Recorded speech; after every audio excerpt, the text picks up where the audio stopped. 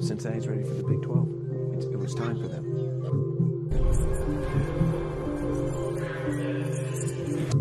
I am fired up. It's a blessing to be able to be in this league with y'all, you know, putting on for UC. Cincinnati, a basketball school for... And there he goes. Touchdown! Bearcats! Raquamba again. Another slam inside. Ladies and gentlemen, welcome back to the GoBeercats podcast. I'm Brandon. He's Darin. We got plenty of stuff to get into today. The basketball season for the Bearcats officially over, thanks to the Indiana State Sycamores taking care of business. And Darin, what I want to do first off, I want to make sure you're staying safe in this electrical storm that we're about to have. Are you in your bunker? I am. So you're currently in your bunker. I'm upstairs, unfortunately. All right. Well, so we'll see. Make sure we don't lose power or internet as we weather the storm. That's the spring storm. So the Bearcats were not able to weather the storm thanks to Kareem Abdul-Jabbar, the Goober Shooter, whatever nickname you want to throw out there. The team in Baby Blue took care of the Bearcats. I don't want to spend a whole lot of time talking about that game, Darin, because I want to talk about the whole season. I want to talk about individual players and performances, some different thoughts at different levels throughout the season. This will serve as our basketball season wrap-up episode, so we can sort of put it to bed and start focusing on some spring football, as people have already crucified me for online, especially Facebook. Holy cow, people are angry at me. I might need a beer before we get into all that, though, Darin. Before we jump into it, it's time for a beer. I went Abita down in Nolans. All right, this is a Creamsicle IPA. What are you sipping on there, sir? I have Cappy Snacks from Urban Artifact. It's a fruit ale, fruit punch. You know, I was like, let's change it up this week. I was supposed to grab some stuff for some Cincy Light for my buddy who came down for Red's opening day, but didn't get a chance to get him to him. But we did have a great day. But I decided to get this for myself, try something new on camera. You know, I figured I contributed enough to the NIL fund over that Thursday, so branch out today. Heck yeah! So how is it? How's she sipping? I've not had that one yet, so I'm anxious to hear. Well, the good people of the collective here, the CSC, get to watch me take my first sip. So all right, it's not bad. Pretty close to a tart almost. Very much. I mean, you almost really can't even taste like the alcohol in this. I mean, it's 5%, but juicy, I'd say. Very nice. Very nice. This is the first time I've had this beer as well. It's 7%, and it is very much like a orange creamsicle of back in the day of elementary school, summertime. Nice spring beer. It is kind of watery, maybe, but pretty good nonetheless. Solid. So I'll be sipping on that. You have your Cappy Snacks. I got to look into that one. We first let's address the blog post that I put out. Just real quick here, because we're going to talk football. I guess I was just in a brutally honest mood one day, and I said this on the podcast, I think last time when you were asking about the hype videos and everything that the media team was putting out, and I was like, I haven't really even watched them because I wasn't excited to see what was happening. With the taste of last season still in my mouth, it's just not something that I was super excited about. The first time in a long time that I could say that. So I wrote about it, and I thought I echoed a lot of what people were complaining about during the season. And I guess they've forgotten about that after a pretty fun basketball season, because they were big mad about my opinions. For the first ever Catskeller Social Club DM. You can leave a comment on our website on whatever you want to do. Our first comment ever was a gentleman asking if I came home and kicked my dog every day. So that was the energy that people put out in response to that. And we're going to get more into football season, probably the episode that comes out right after this. And we'll preview 2 episodes after this, I guess, technically. Yeah. I think we both plan on being at the spring game together to check that out, and hopefully my eagerness and excitement for the football team comes back after spending a little bit of time in Nipper Stadium. You entered your villain era for a bit there. I wish you would have ran the article by me. I could have gave some pointers to help give you some, two tones on that. Offer yourself a counter. You have to fight with yourself a little bit in the article, and when you write an opinion piece, I don't think it's inherently wrong to still have bad taste about last season. I think the act of canceling tickets is a quick way to get people upset. Right. I never said I was never going to go to a game again. Yeah. I never said I was not going to support them in any way, shape, or form, or stop covering them. And I mean, it was either give up football tickets or give up coaching to find more time now that we're expanding the family. And to me, that was unfortunately an easy choice. Yeah. And this past season made it a little bit easier. But we'll get back into that. People can still hate me until then, and we'll see. Maybe we'll, like I said, I'm anxious for you to turn me back around to the positive side of things when we get there. But let's jump into basketball season. I don't want to spend too much time on the Indiana State game. It's over. Bearcats lose, unfortunately, in the round of 8. I don't even know what they call it in the NIT for the second year in a row. Indiana State was, in my opinion, better than advertised. They ran a very smooth offense that it's where you have to respect the shooters, because 1 through 5 can make the 3 on the team. And then when you overplay that, they are so fast to cut backdoor and get a layup. And they abused us with that early and often in that game. It still came down to another 4-point loss, 5-point loss for the Bearcats. We are certainly used to that this season, playing in close games. The storyline, of course, being Jizzle getting a second start. And I want to point something out here. Like, I'm a big Jizzle James fan. Hopefully he is here for at least another year before maybe testing NBA waters or whatever. But I'm a Jizzle James fan nonetheless. Having said that, though, I could kind of see the reservation in starting him or making him the starting point guard. And what I mean by that, Darin, is when he's running point, and especially, he did for 38 or, however many minutes, 30-some minutes, back-to-back games. He is a ball-dominant point guard. He wants to he's cool with a pick and roll with Aziz, but when he's running point, you don't see the ball switching sides of the floor very often. You don't see them getting to the second or third action on the offensive system. And, if he's knocking down mid-range jumpers at the rate that he did, maybe you ignore that. But if you're trying to get other guys' looks, Dan or CMOS or whoever, I can see just from that very small sample size, maybe that was the holdup this year. I don't know. That's just my observations there. But not that it killed us necessarily against Indiana State, but at times it was noticeable to see how dominant he has to be with a ball in his hand. Mm-hmm. He's not a run around and get open type of guy. No, he commits to his action pretty much. He does it with pace. He does it with confidence. And if you're going to miss with confidence, he does it all with confidence. I think that catches some people off guard too. On the scouting report, like, at least early on, he's a freshman. Maybe they don't take him seriously, until it happens. They don't expect him to move the way he does, but it works for him. It's part of his game.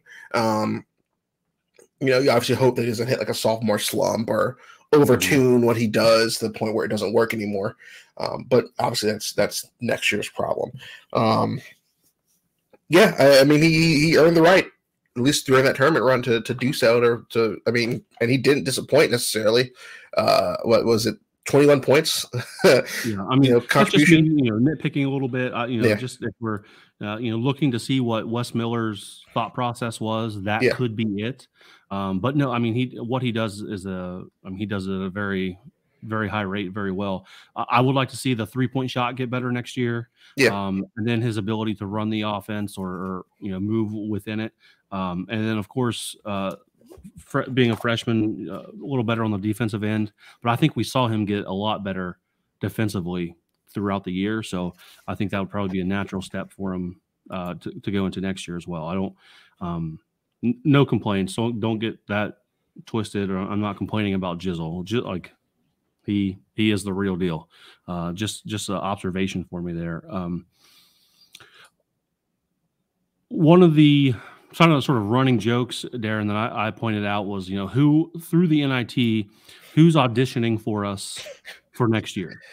We have Aziz Bandango who tore us up from Utah Valley and ending our NIT run last year, and that's kind of funny because we played against them, but we forget that from what I remember, Wes Miller went after Aaron Estrada from Hofstra really hard as well. He was Hofstra's whole team, another team that we met in the NIT last year. And just a little update on him, if you haven't followed along, he's killing it for Alabama this year. And turns out they're doing pretty well right now. So we got one of the guys that we played against and we wanted from the NIT, but we certainly went after two.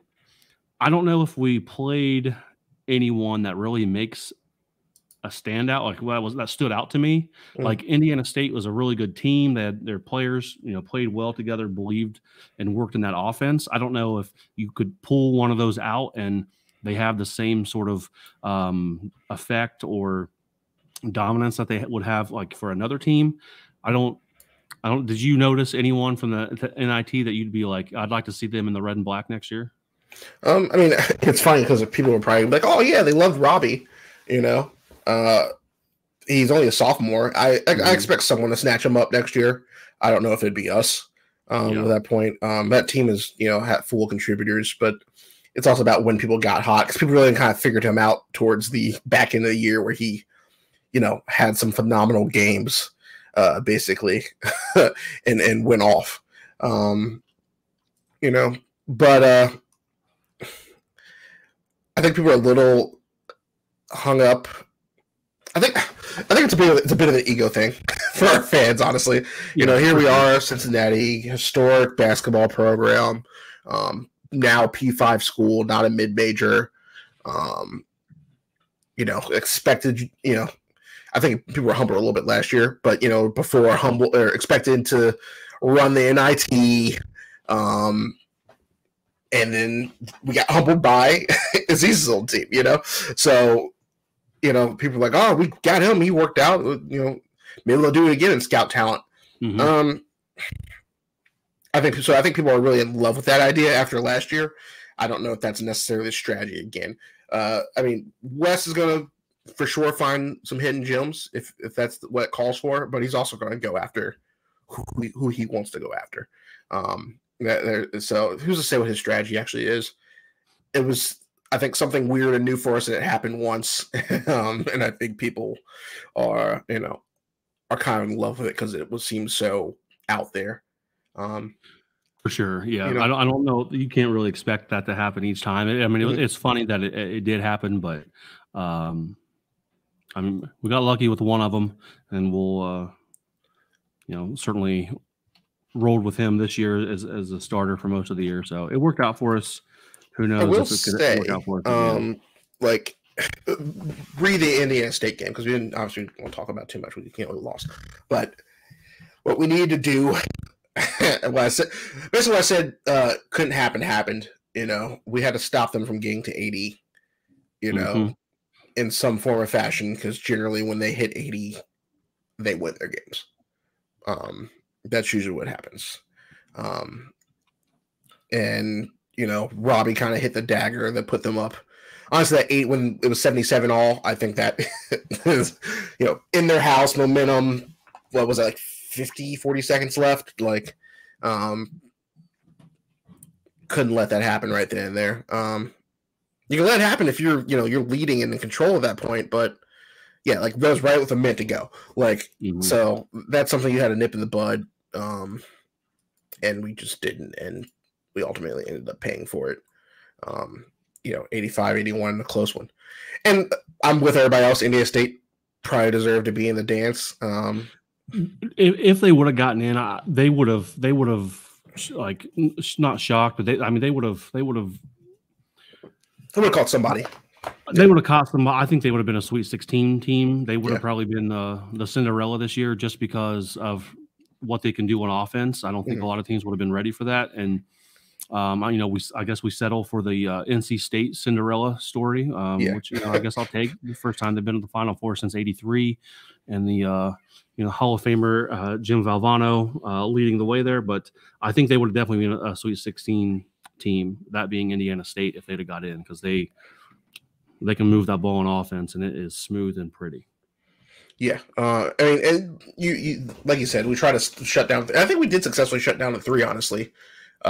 All things considered. But like you said, the offense runs so smooth.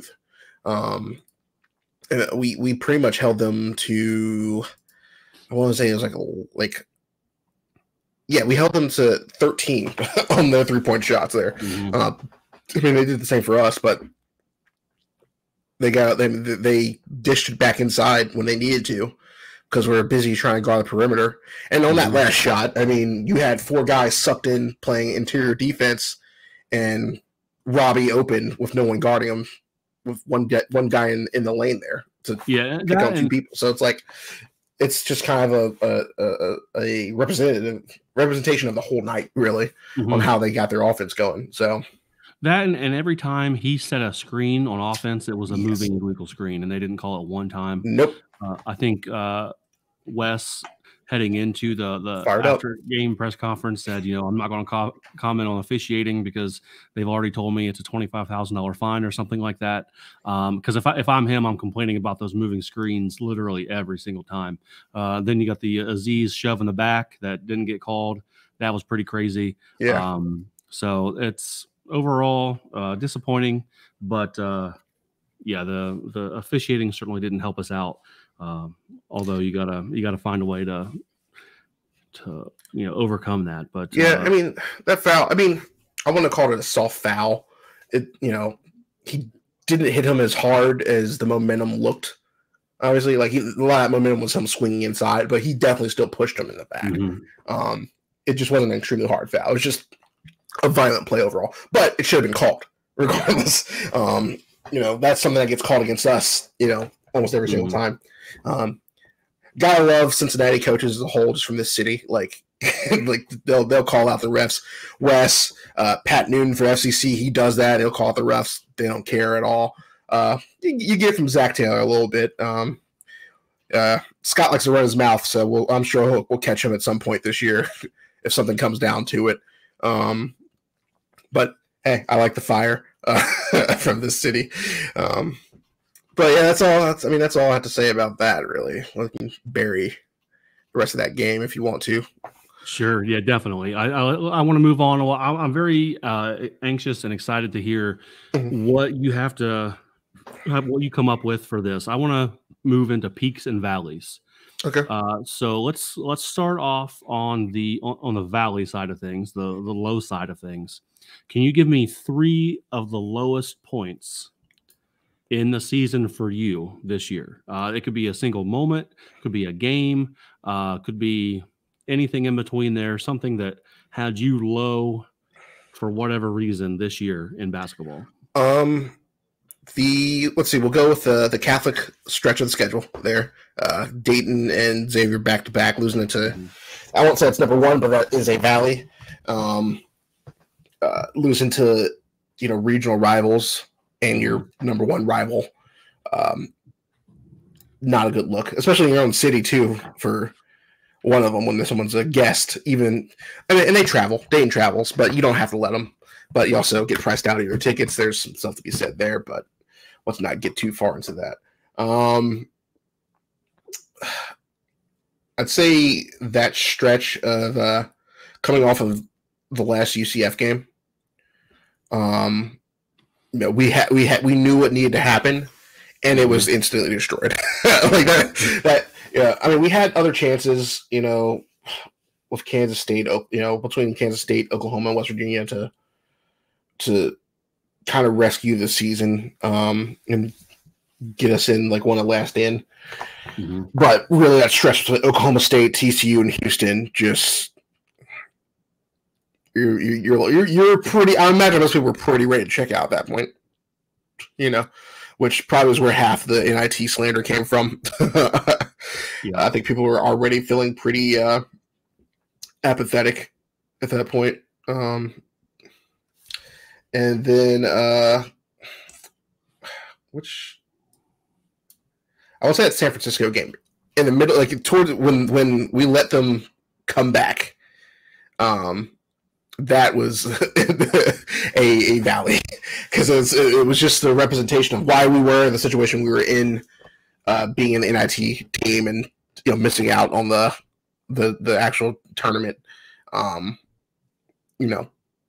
leading and letting someone come back, or losing close games. It just, you had flashbacks, and I was just like, I'm done with this team for that. Like, we can win, but I'm almost done with this team for the remainder of this tournament because it was just frustrating to watch that happen in a do or die situation. Not to take anything away from obviously your opponent there, but like when you're in control of the game with that little time to go, why? Yeah. Those are probably it. I already mentioned probably that Texas and Baylor back to back. Actually, I would just even say Texas to Oklahoma that first time. Just a lot of close games. Mm-hmm. Hey, you can even include all the way into Kansas if you really want to, because it's just a very big representation of a problem we were having, and we kind of were just off and on, and till that point in the season. Capturing something there probably flips the season around. It's also hindsight's 2020, but you've hit on a couple of mine. My three valleys. Number one, the Oklahoma State loss, because we are fighting our way onto the bubble. We had losses at Houston. Iowa State dominated us at home. We just beat Central Florida, and the Oklahoma State is supposed to be one of the redemption games as we try to solidify our spot on the bubble and past it.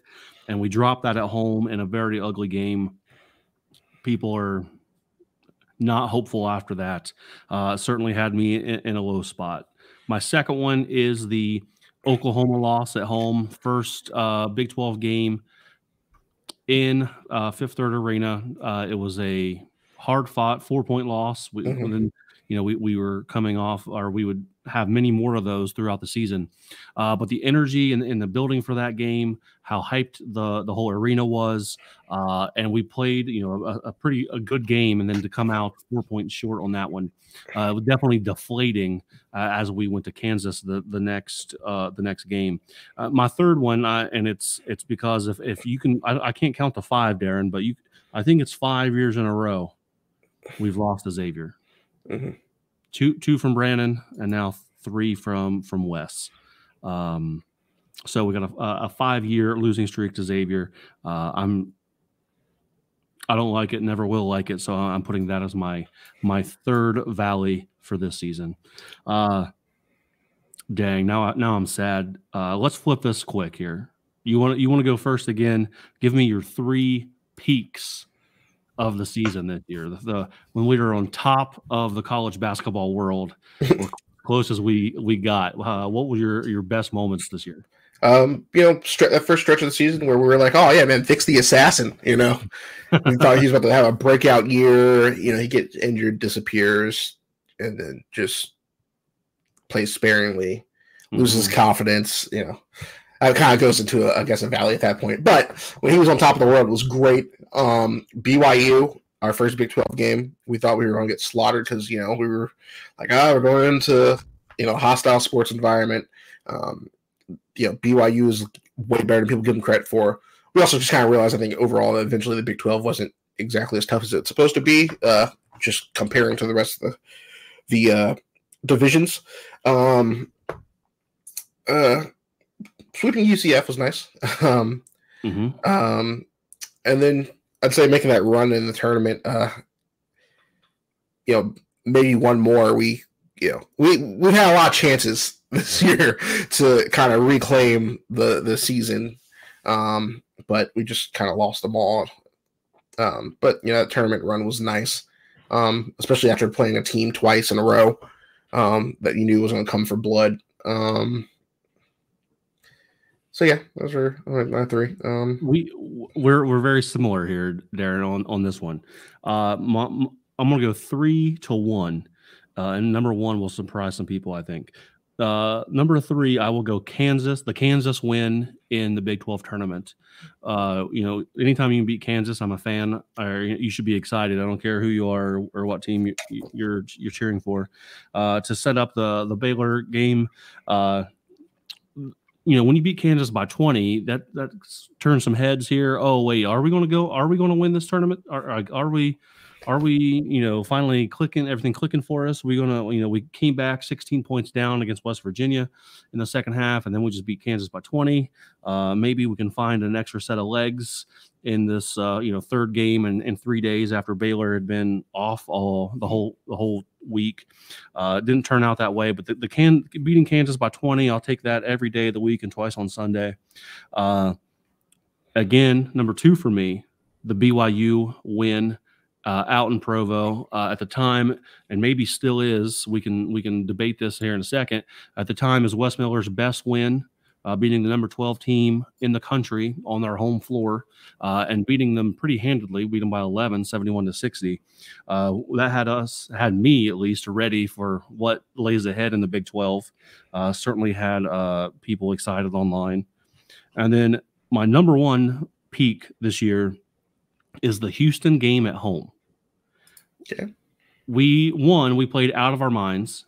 We did end up losing that game, which is unfortunate, but we played out of our minds against what were they ranked at the time? Number 5 in the country. Yeah. And for me personally, that was the best experience I ever had at Fifth Third Arena because I had front row seats thanks to some tickets donated to me. So whenever you are literally right behind Kelvin Sampson and he can hear you yelling for him to tuck his shirt in because you think he looks sloppy, that's a good time. So that was my number 1 favorite peak of this season. I think we got some good ones there. I like that we were on the same page on our peaks and we had some different valleys. That is good stuff. Do you have just any thoughts in general? What's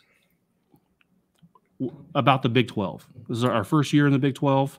I would say it was, mildly successful, although we certainly could have, found our way on the other side of the scoreboard a couple of times. But it wasn't like we went in there and got dog walked every week, like a lot of the Big 12 schools thought that we would. Right? We went in there, we competed, and we were a tough out pretty much every single night. What were your thoughts in the gauntlet year 1 of the Big 12? Yeah, we definitely belong, which is nice. I think there's just moments where when we ran out of gas, you could just tell. Like I said, that probably that stretch originally from like Texas into Kansas,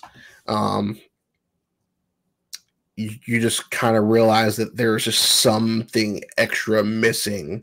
Not that the season was over there. We showed moments where we could turn around and kind of salvage it, but like you realize that like we just need a little bit more that wasn't quite there yet. And I think once people kind of realize that, a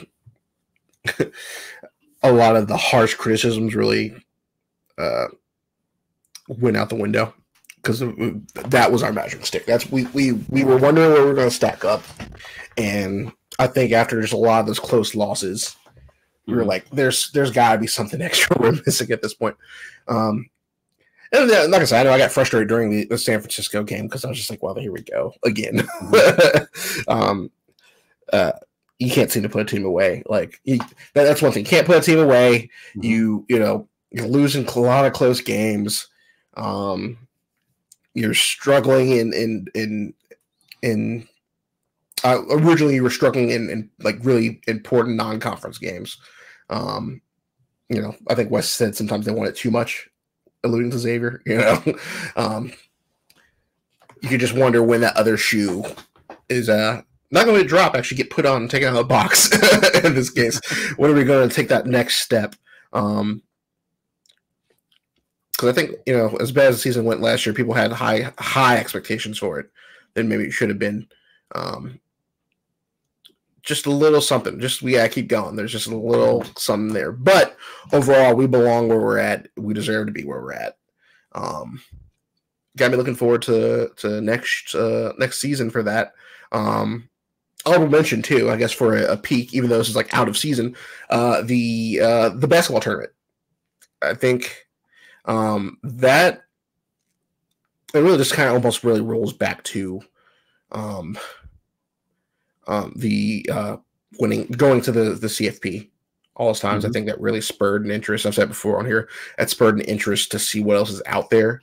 And I think that the basketball tournament was another moment that kind of just proves that we're accelerating as a sports community, that like we're taking that next step to like breathing and like bleeding red and black.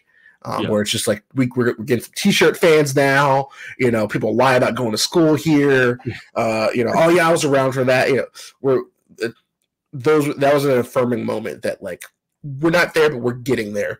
And I look forward to that moment where we can look up and look in the stands and be like, oh yeah, this is like we're those obnoxious assholes now. Like this is our this is our thing. So you not to just, I mean, you threw out an honorable mention here, and as you were saying that, I thought of another one. But how exciting was it when we got the news that Aziz Bandango was going to be able to play? Oh yeah, what was that? 3 or 6 games in? I forget exactly. But oh man, we were pumped. I did an episode with the Cincy Slangin guys, and I think that might be our most watched YouTube video still to this date, because people are so excited that Aziz was eligible to play and going to be able, you know, to be a difference for us this year. So that was another, that would be my honorable mention. Maybe should have been in the top 3 because people were pumped about that, myself included. So that was another great thing. The TBT one, though, I do love. And now that we're hosting it this summer, us being Fifth Third Arena, it's not at Centos anymore. Well, there you go. That's probably why. Yeah, exactly. So excited about that. I know Jake and Cumberland and some of the key pieces of last year's teams coming back. So something else to look forward to in the off season, usually in mid to late July. So I like that, though. It does sort of just ingrains the UC into the sports culture around here even more. Let's move on here, Darin. I want to talk some whispers that are happening, and this thing is sort of inevitable. I made some people mad online about this earlier today as well, just bringing up the thought that some people might transfer out. Like, I mean, this is 2024 college basketball. We've not been immune to it yet, although I think Wes Miller's done a really good job of keeping the players that have been the biggest difference makers here. It is whispered, and those whispers are sort of getting louder, that Vic, CJ Frederick, Millie, and Sage Tolentino could all or are expected to hit the transfer portal as early as this week. And depending on when you're listening to this episode, might be already if it's going to happen. I mean, are you taken aback by this? Are there surprises on this list? What do you think about these whispers about these four guys? I guess the only real surprise is Millie for that. You know, he's started to get some more time towards the back end of the season there. But you know, I get it. You don't play on much, and you're trying to find where you belong. But at this point, I mean, can he go anywhere else? Is he allowed to go anywhere else? He'd have to transfer down a division, maybe, or go to JUCO. We can't even go to JUCO at that point. I don't think so. Being almost 7 foot or a 7-footer is very marketable. Well, his eligibility though, is it like, you know, or at least transfer eligibility? He's with the court ruling, is that an issue anymore? Okay, that's my thought. You know, the district court, was it in Ohio or somewhere, kind of shot that down this year. So I don't know if teams are going to be very hesitant because of that court ruling anymore. Well, we talk about 2-time transfers, but he's like I think it'd be 4 schools in 5 years or something like that. Yeah, you gotta put a clamp on that. Yeah. Although I guess you can't, because what I mean, DJ Ungole is like in his third school, so it's like, who's to really say? It's hard to keep track of, honestly. Yeah, like who's to really say? Like, I think that's ridiculous at a certain point. I get, these coaches can leave at a drop of a hat, and like these players should be able to too. But at a certain point, you gotta. I mean, I was all in on the one-time transfer rule for players. I mean, I don't think that Bandango and Reynolds got a fair shake at their waiver. Where, I mean, Coach Miller was very adamant on, we've checked all the boxes. Why is this not being approved? You know, if there's ways around the 1 year or the one-time transfer rule, and you can get another one for whatever reason, and you check all the boxes and, you know, cross the T's, dot the I's. If they're going to make that available, then that's, you know, that's fine. If that's going to happen, the whole, you know, Wild West, everything's open every year. I'm not really a fan of, and I think I spoke on this last year too. You know, I just don't think it's great for college basketball in general. And in terms of our 4 guys here that are whispering, Sage Tolentino is no surprise. I thought he would be transferred out after last season. Yeah, he's still a freshman, technically. Yeah. So. He might have saw the floor for 5 minutes this year, maybe. Vic, not really surprised with the second half developments from him. CJ Frederick, I mean, I think he should just medically retire at this point. It doesn't seem to have the durability to get through a season for anyone, unfortunately, even though he can shoot it like no one's business. But Millie stings a little bit, and it definitely takes away. I mean, you're losing. You are losing Odie to eligibility running out, and then you're losing Millie too. You're losing, you know, half of your post players. Sage, I'm not really considering being that because of his time. So if you look at the guys that we are looking at in the portal, or who have reportedly heard from UC, I provided the list here. We don't necessarily have to run down all of them, but I'll just read through them real fast, and then you tell me the pattern that you see through all of them. We have senior Tony Perkins, which is an all-time favorite name for me, because if you've ever seen the movie Heavyweights, Tony Perkins is the main guy. They're the main guy that takes over the camp. Yeah. So I would love to have Tony Perkins on my team. Tony Perkins from Iowa, point guard, 6'4", 14 points per game. Junior Raheem Moss from Toledo, 15.5 points a game, 6'4". Jalen Counter from IUPUI, he's a guard, 14 points per game, around 6'3". Greg Gordon from Iona, 16 points per game. He's in that 6'3" range, although he shoots at a pretty high clip at almost 55%. Maurice Warwick from NKU, right across the river, 6'2", and averaging 20 points a game. And then Kanan Carlisle from Stanford, 11.5 points a game, 6'3", combo guard. It seems like we're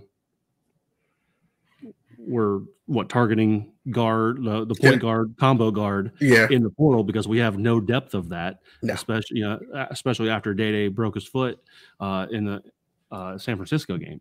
So that's what we seem to be hung up on early in the transfer portal.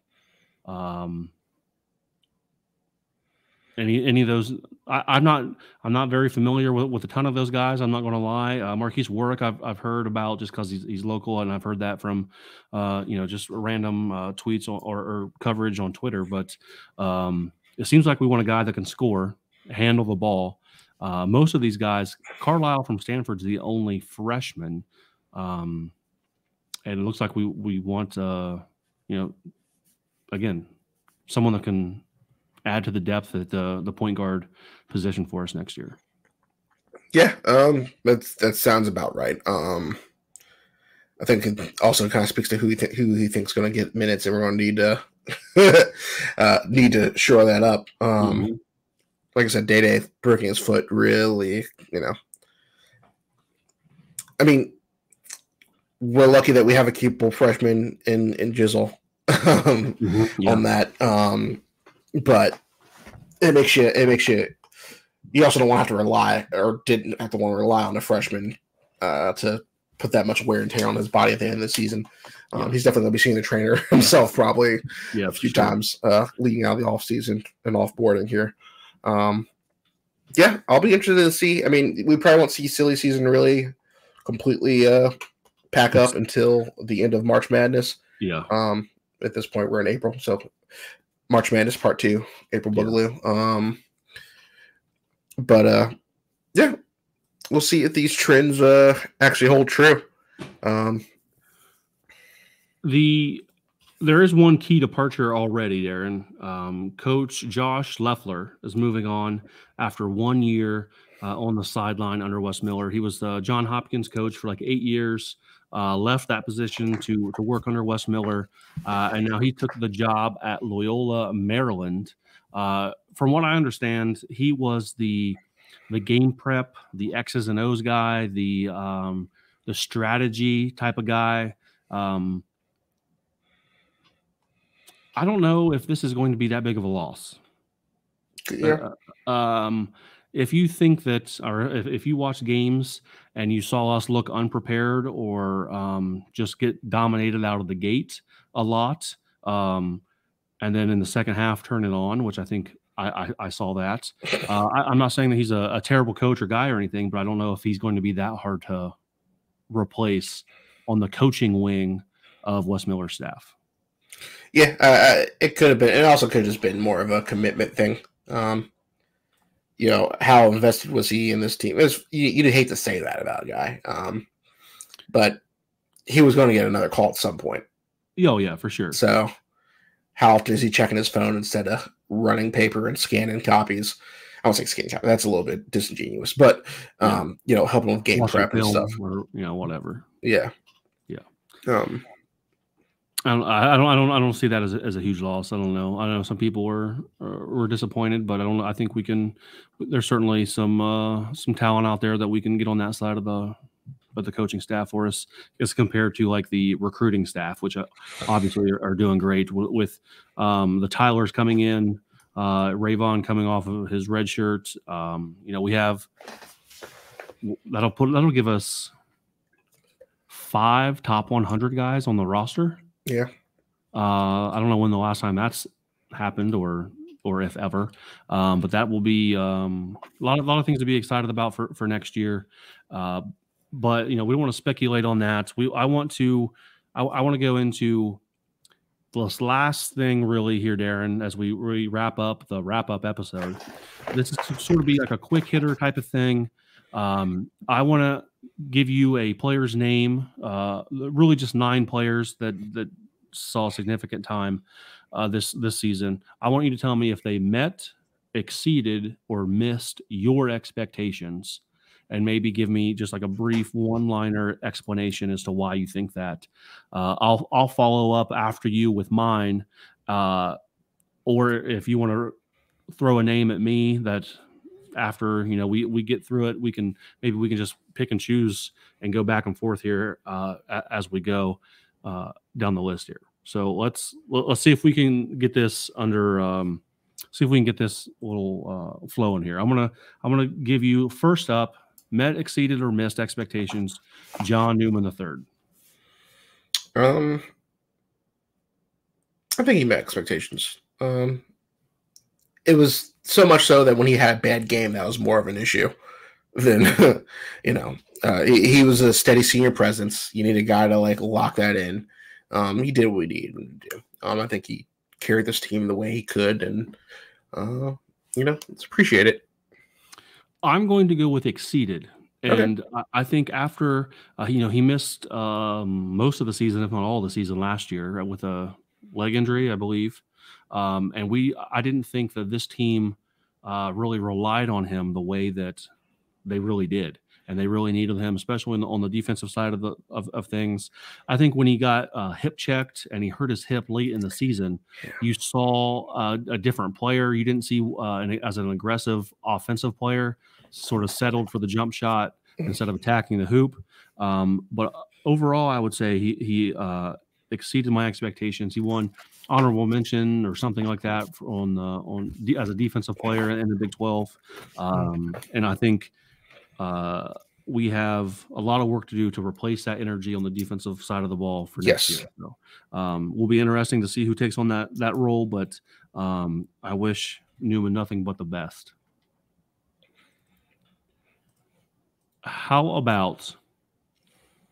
Let's go Dan Skillings. Part one, eventually he kind of met the expectations, but then part two, once the season really got rolling and back half, he exceeded expectations. He grew into a phenomenal player, so much so that everyone's like, oh man, he's going to snatch him up out of our, send him to the portal and throw a bag at him.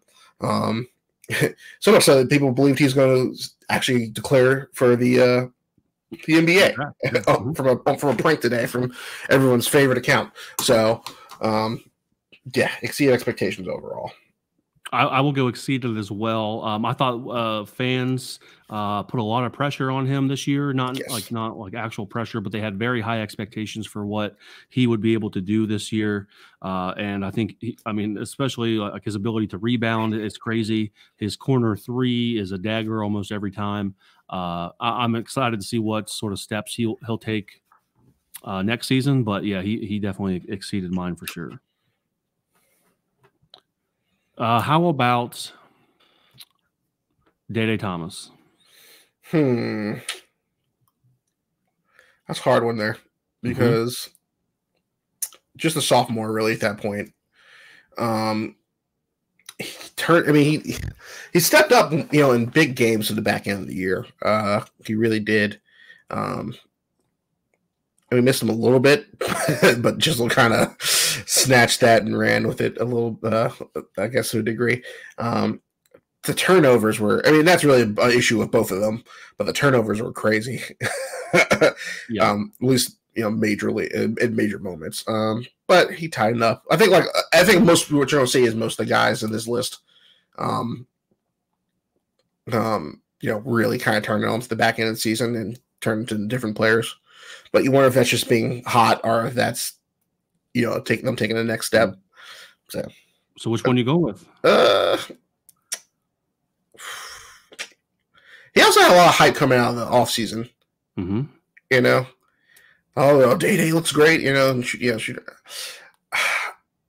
maybe missed expectations, honestly, on that one then. Okay. Just barely, but yeah. Because he had a lot of hype. he did. They're even like reporting people talking about how excited Miller was to get him. I'm going to say missed is fine. I have no qualms with that. I'm going to say met because he certainly had his struggles this year.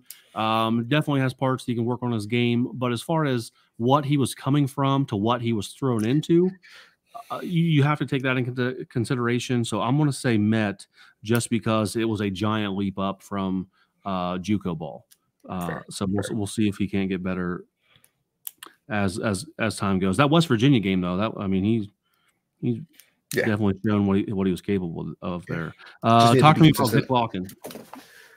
I mean, at first he was meeting expectations, but then he just missed expectations after. And it's hard to say once a dude gets the yips like that.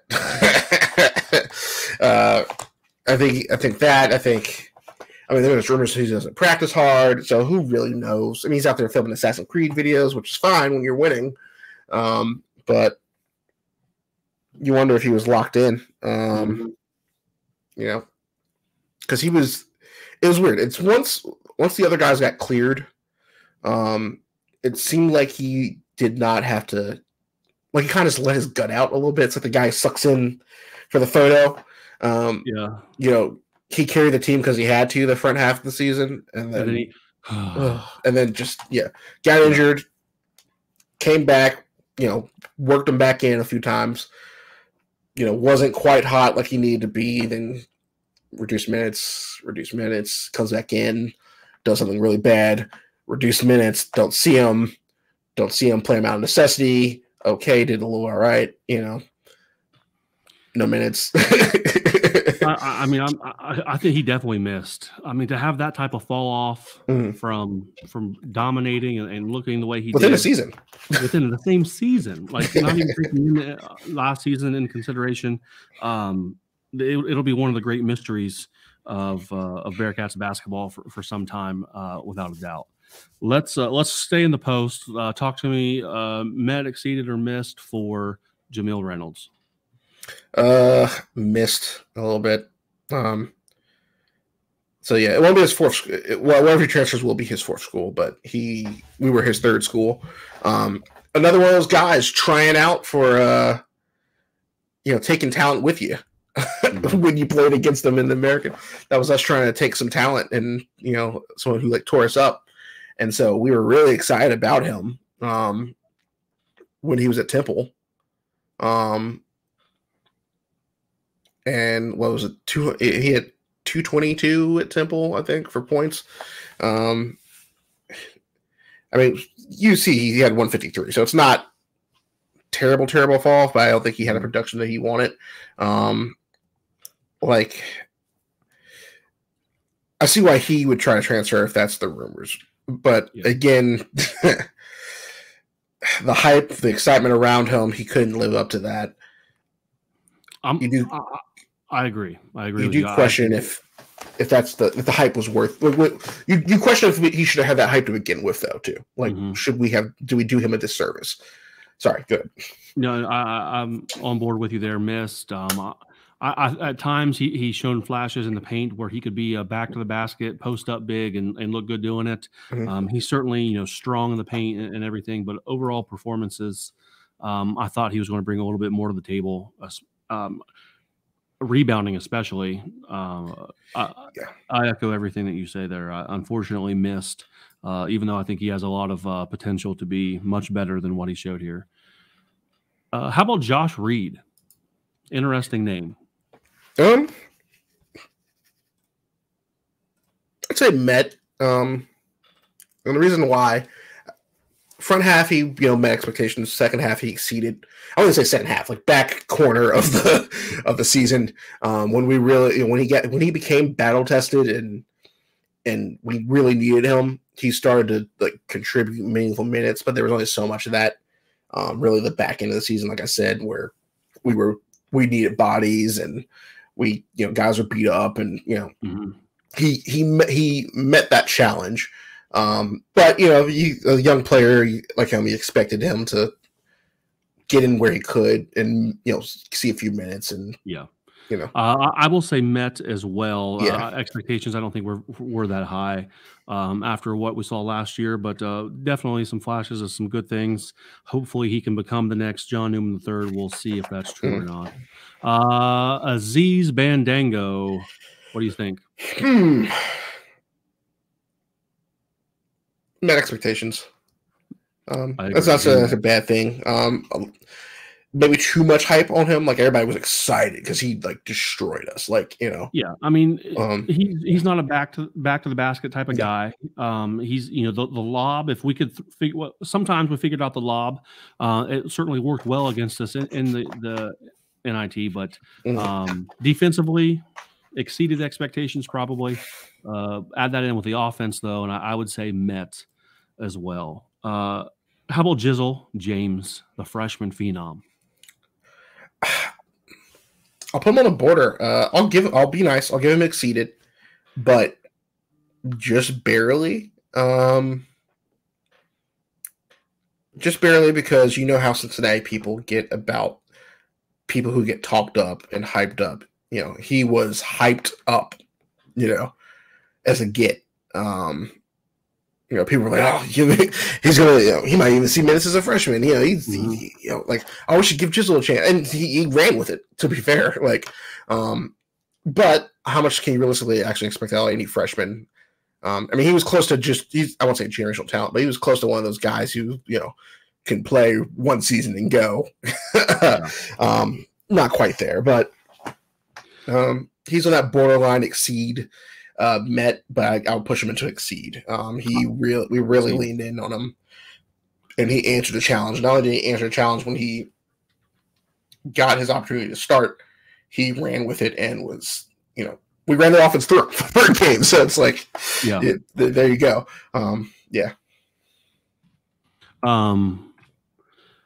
If exceed for me, I thought he would be good. I didn't think he'd be that good. Definitely exceeds. How about our last one? What we'll do here, last player that we'll do here, Simos Lukosius. I'll say I'll give him that borderline too. He exceeded. He had enough moments this back end of the season he had enough moments in the back half of the season where he showed those flashes consistently enough to a point where it's almost a part of his game. He still needs to completely put it together, like where that is the type of player he is, but he's pretty dang close, if not already there at this point. He won us enough games in the clutch. You know, like I said, you know, it took him getting hit by a car to find his superpowers. He certainly did that, and yeah, holy cow, that was exciting to see him go off, especially in the second half of the season there for sure. Last question that I have here for you for our wrap up, Darin, and I'm I'm not trying to make anyone mad here, even though they've painted me the villain. Damn it! I want to ask you the same question: met, exceeded, or missed expectations for Wes Miller in year 3 of his tenure here as a Cincinnati Bearcat head coach? He met expectations, I think. I think some people, depending on who you ask, would want more. They might be jaded. You know, new conference, finally getting some players you wanted, dealing with I guess like the second year of NIL really changing around too. Some would say probably its first true year of NIL. Actually, what, third year in NIL. Things have really kind of taken off at this point. It's established. So yeah, I say he met expectations. He did. He steadied the ship. We barely missed the dance. That's him growing as a coach too, I think, though, for a bigger program. So yeah, I am going to say missed. Okay. I think I have no complaints about Coach Miller right now. I don't think that I'm not on the fire Coach Miller train. I think there's some people that are for some reason. But in year 3 with this roster, number one, I expected to beat Xavier. Yeah, just flat out, you gotta beat Xavier. Number 2, I've said this since the end of last year, or maybe in the offseason, that expectations for year 3 was to make it to the tournament. We didn't do either of those two things, unfortunately. So those are the 2 biggest factors. I'm going to say because of that, he missed, although that does not necessarily change my judgment of him or what I think he's capable of doing in the near future here. I don't want to lose him to another program. We talked about Ohio State, looking his way, or maybe I'm not ready to send him down the river yet. I definitely think his yet is best to come, and I don't, just because he missed expectations, I don't think you have to fire the man. But overall, I would say, unfortunately, he missed my expectations. Well, for that, as far as the coaching and recruiting and everything, it looked good, but it is what it is. I expect to go back. I expect to be in the tournament next year, without a doubt, especially with all these names that we got in. We got 1 year under our belt, and we'll see what it is. You have anything else here? Anything that we need to go on for the wrap up of basketball season before we put it to bed and move on to other things in the spring and the summer? Shout out to the women's side. Hayes is coming back. So Hayes is coming back. Big news on the side of the women's program for sure. We're on the back. I'm glad that you brought that up. Big. That's big. Big 12 development. Big Bearcats development there as well. So, all right, Darin, I will see you soon, sir. As we next time you see us, we'll be talking some football. All right. Cheers. Go Bearcats. Cheers. Go Bearcats.